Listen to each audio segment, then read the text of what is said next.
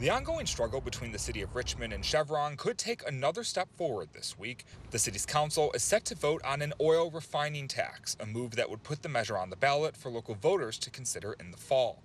The push is being spearheaded by several local environmental groups, including the Asian Pacific Environmental Network. Catherine Lee works with APEN. She says the Chevron facility has adversely impacted the health of Richmond residents for years. They're frequently flaring, they have oil spills, and while they're harming and putting toxins into our air, our people are having to pay for our own medical bills. While Lee says the tax would be a way to make Chevron pay for the damage it's done to the community, others, like Kevin Slagle of the Western States Petroleum Association, say it could have unintended consequences.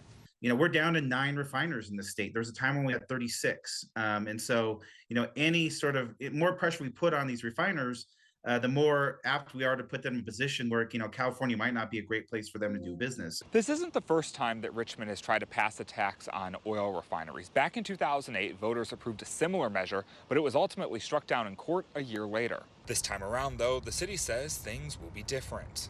And it has been look very careful to make sure that if this initiative wins and it gets challenged in court, the city has a defendable argument to win. Supporters say the new tax could generate anywhere between $60 and $90 million a year. In addition to supporting clean environmental initiatives and funding public services, they say it could also help the city fill its budget deficit.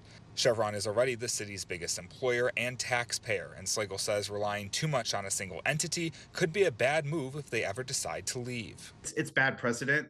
It's bad fiscal policy.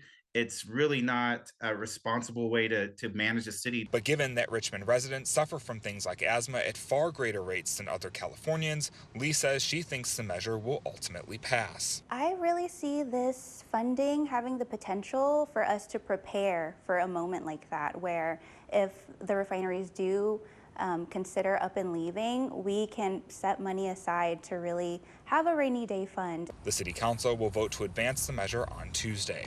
In Richmond, Tim Johns, ABC 7 News.